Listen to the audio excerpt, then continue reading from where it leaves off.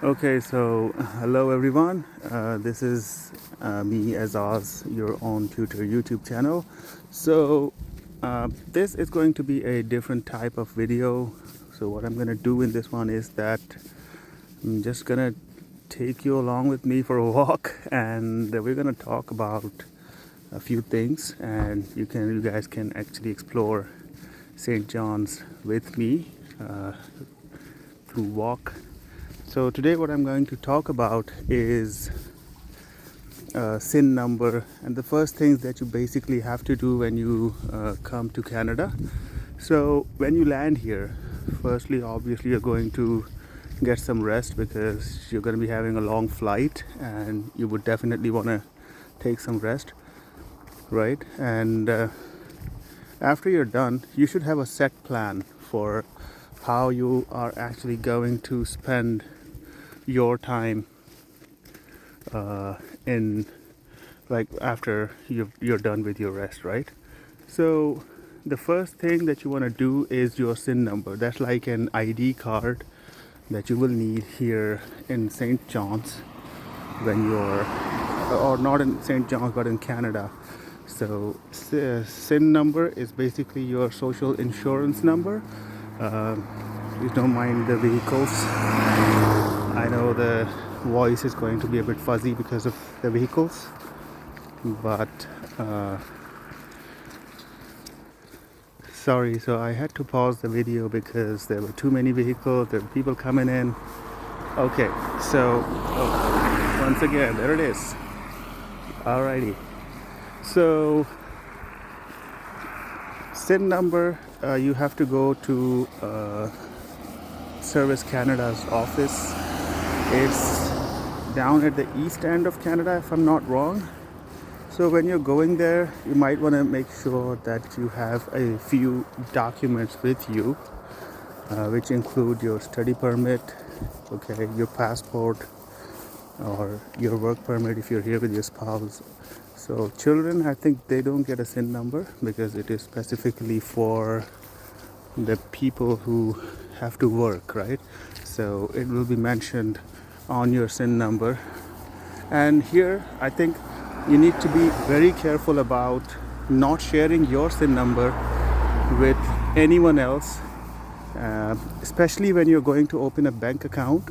If you're going to open a debit account, you won't need your SIN number, but for credit they will ask you about your SIN number. Now there's no, as such, no harm because banks do respect your privacy here, and I haven't seen many issues arising because of that. But still, like, just try and debate with them if you can about not they should not ask for your SIN number.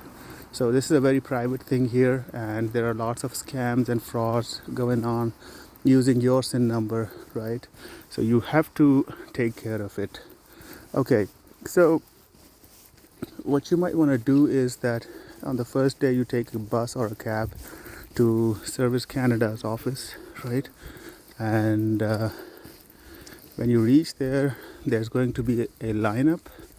In the lineup, it's a very simple process. First of all, you don't have to worry about it at all, right? And it's a pretty simple process. So you get in line, you fill out a simple form with your SIN number and your details, your name and all that. And after that, they will ask you to sit down and wait for your number. So when your number comes and they will call you, you will meet maybe a secretary or a clerk, and they will ask you for your details and your passport, and they will confirm your name. Now here you need to take care of one thing, that when you're giving out your name, make sure the spelling is correct, the date of birth, and all of the details that you provide for your SIN number, and your address, your postal code. You can actually get your postal code on through Google, but most of the times it's accurate, but sometimes it's not. In my case it wasn't, so I had to double check. So what I did was that the place where I'm living, I contacted the landlord and he confirmed that my postal code is not the one that's showing up on Google, right? So it's a bit different. Okay, sorry for another pause there. Okay, so when you go to Service Canada's office, you're done with the lineup, you're at the officer's desk, they'll ask you about the details. You're supposed to double check everything that they give you, and once you do that, that's pretty much it. They will right away give you your SIN number, and they will tell you that you're not supposed to share it with anyone else, and you're supposed to keep it as a private document. You're going to need it for opening a bank account maybe, or it's sort of like your ID in Canada that also allows you to work. And that same thing would also help you with your job as well, because you have to provide your SIN number to your employer so that your taxes can be filed. I will also tell you all about the taxes too, right?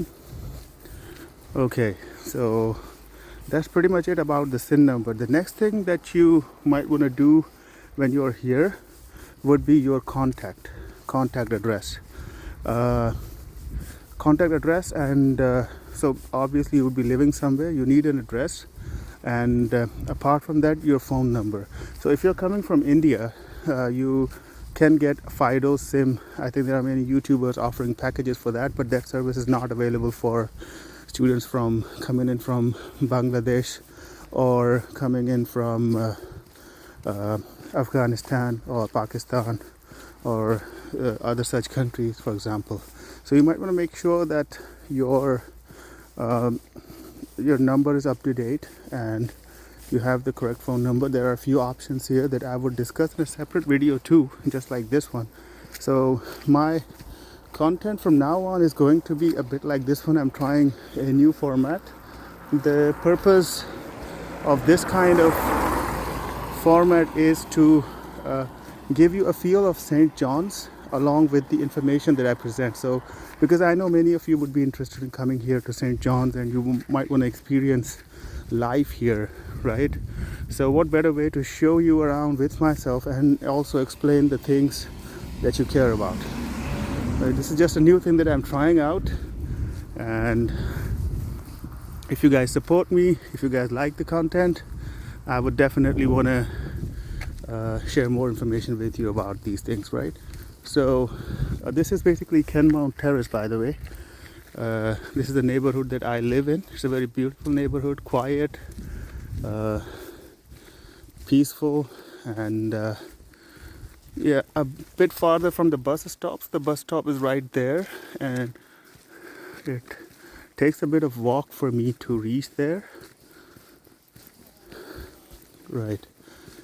So after your phone number, okay, so after you're done with your phone number, the next thing that you might want to do is going to your bank account, from which you did your GIC back home. I did it with CIBC. So sometimes if you haven't booked an online appointment with them, when you go there, you get a very long timeline to come and open your GIC account. It's going to take a while. So make sure when you come here, you have some additional funds with you in cash so that you can manage yourself here. Don't come here relying solely on your GIC, because it's going to take some time for that, to activate GIC account here. So it is going to be a bit, it might pose trouble if you're not prepared, right? So that's the whole purpose of these videos as well, so that you come here prepared, you know what to expect, right? And what else apart from that? Yes, another important thing, if you're coming here for a program that is more than 12 months, you're eligible to apply for your MCP card. So make sure you do apply for MCP. What you have to do is you go to mcp.gov.ca, I guess that's the website. So you download a form, you just fill it out, attach the relevant documents that are mentioned there. Sometimes they might send you an additional document request, but before doing that, make sure you open a PO box number. PO box is like post office box. There are boxes here in every neighborhood. I will show you one. I might have captured one in the video while coming here because there were some already there. So when you open a PO box number, you just have to call the post office, give them your details. They will ask you for your proof of residence, and they will provide you with a key. What they will do is that they will send you the key to your PO box and the PO box details through courier service, and they will hand over the key to you at your doorstep. And once you get that key, you have the access to your box. So all the mailings for the government documents will be done through that. All right. Now this is a bit of an incline, so I'm running out of breath here. But that's fine.